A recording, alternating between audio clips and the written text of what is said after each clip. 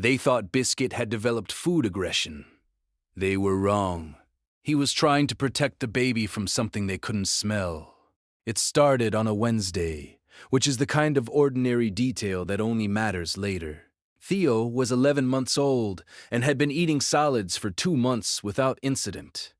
Purred squash, soft banana, the occasional Cheerio. His father, Marcus, was a licensed electrician who had spent a decade running jobs where one missed detail meant someone got hurt. He understood systems. He understood pattern recognition.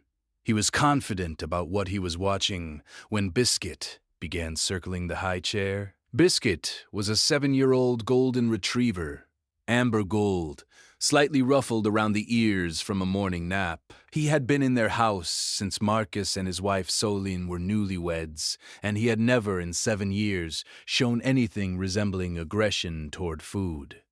He begged. He waited. He was, in Soline's words, the most patient creature alive at mealtime. On Wednesday, he rose from his spot under the kitchen table and walked to the high chair while Theo was eating. He planted both front paws on the tray, pushed his nose toward the bowl, and inhaled over the food for 3 full seconds. Theo watched him, wide-eyed, arms raised in the startled posture of a baby who does not yet understand what has changed. Marcus crossed the kitchen and pulled Biscuit off the tray. Biscuit sat, watched the bowl, tried again. Marcus held him back. Biscuit sat again, went again. Soline, watching from the counter, said what both of them were already thinking. He's never done that. Not once. Marcus called his brother-in-law that evening, who had 2 large dogs and had navigated every behavioral challenge Marcus could name. His brother-in-law said it immediately. Food guarding. 7 years old. Baby in the house disrupting the hierarchy, and now the dog is asserting control over the food resource. You need to correct this hard before it escalates. You know what comes next in that pattern. Marcus knew. He had read the warning signs in the parenting groups. He had seen the headlines.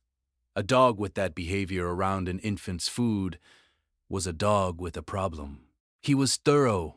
He was systematic. He was building entirely on a false foundation. If you stay for stories about what animals sense before we do, you're in the right place. Subscribe so you don't miss the next one. Biscuit went to the garage for mealtimes starting Thursday. Door closed. He scratched at it once, then lay down against the threshold and waited. Friday morning, Theo woke congested. Not alarming. The kind of mild congestion that follows a cold. But Solene had switched his formula 2 weeks prior to a new brand, cheaper, same nutritional profile on the label. She hadn't thought much about it. Theo had eaten it without protest. Friday dinner, Biscuit was in the garage when Soline prepared the bottle and the small bowl of soft banana and rice cereal. She brought Theo to his chair, strapped him in, put the bowl on the tray. From the garage, Biscuit began to bark. Not his normal bark, something lower and sustained. The sound of an animal that cannot do the thing it needs to do. Solene ignored it. Then Theo reached for the bowl, and something made her pause. Not a thought, an instinct she couldn't name. She picked up the formula canister and looked at the ingredients panel. Then she looked at the recall notice that had been sitting face down on the kitchen counter for 3 days under a pile of mail. She had not opened it. She had not known it was there. The formula lot number matched. The contamination involved the production of a specific harmful bacterial compound in the powder. 3 infants in 2 states had been hospitalized in the prior week. The recall had been issued 4 days ago. Soline had not checked her email in 4 days. Has your dog ever done something that made no sense until it was the only thing that made sense? Tell us in the comments. These stories deserve to be heard. Dr. Priscilla Ewan, pediatric gastroenterology, confirmed it when Soline called the clinic. The specific bacteria involved produced a scent detectable to dogs at parts per billion in powder and prepared formula.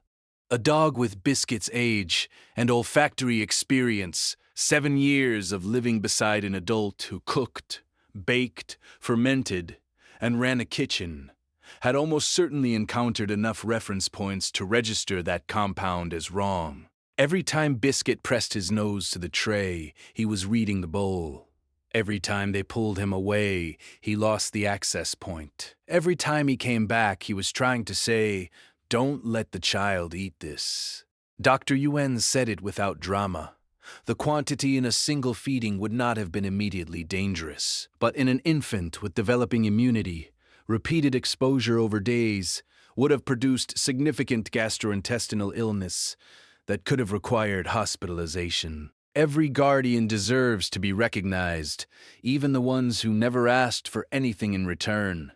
If these stories matter to you, subscribe so you never miss the next one. Marcus disposed of the formula that night.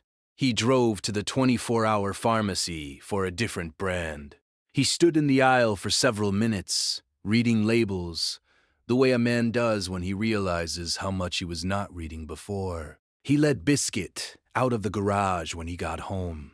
The dog walked straight to the kitchen, checked the high chair tray, empty, wiped clean, and then turned and lay down on the floor beside Marcus's chair. Marcus sat down next to him, on the tile. He put his hand on the dog's back.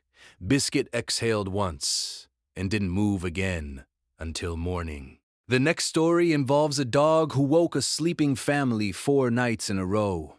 What the carbon monoxide test found behind the nursery wall still makes the father go quiet when he tells it.